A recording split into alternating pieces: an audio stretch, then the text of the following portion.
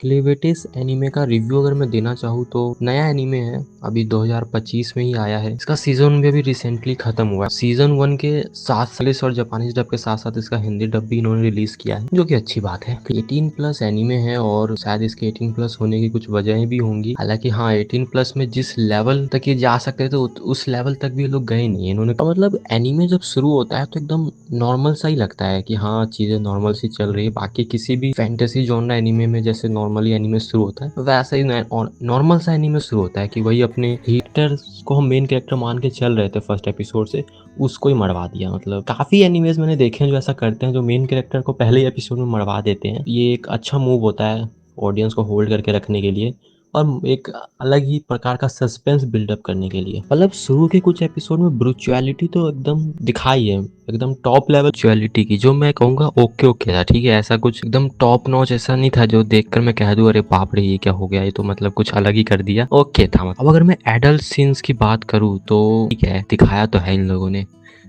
इन्होंने adult scene को ऐसा कॉमेडी भी थोड़ा सा जो है लेकर चलने की कोशिश की, तो ठीक है, थोड़ा सा अच्छा लगा था। खासकर वो वाला सीन, मतलब वहीं से तो मेरे ख्याल को ये लोग ऐसा बेबी सीटर ढूंढने गए थे। उस कैरेक्टर को जब वो दो लड़के लेकर जाते हैं और फिर वो जो सीन होता है, मतलब वो जो सीन होता है वो थोड़ा था, मतलब वो मेरा दिल पसीज गया था वो देखकर। लेकिन अगर सही कहूँ ना तो एनीमे में जो सच में देखने लायक था वो ना एडल्ट सीन था ना एक्शन था। बेशक वो भी था, लेकिन जो सच में मेन चीज़ जो मज़ेदार देखने लायक वो ये थी कि किस प्रकार से एक मॉन्स्टर और एक हीरो अपने आप में कॉन्ट्रास्ट है भाई। हीरो को मॉन्स्टर को मारना होता है। जो क्लेवेटिस मॉन्स्टर था, उसका जो इंटरेक्शन था हीरो के साथ, कैसे उसे वो अपने गुलाम की तरह ट्रीट करता था, वो भी काफ़ी मस्त सा जो है एक सिनारियो था। बाकी बात जो ओवरऑल स्टोरी है वो मतलब ऐसा कुछ स्पेशल स्टोरी नहीं है। कुछ हद तक तो स्टोरी प्रिडिक्टेबल भी हो जाती है कि हाँ, पहले ही कोई प्रिडिक्ट कर लेगा कि हाँ अब आगे क्या हो। लेकिन कुछ पॉइंट्स पे थोड़े से ट्विस्ट ज़रूर आए थे जो थोड़ा प्रिडिक्ट करना मुश्किल था।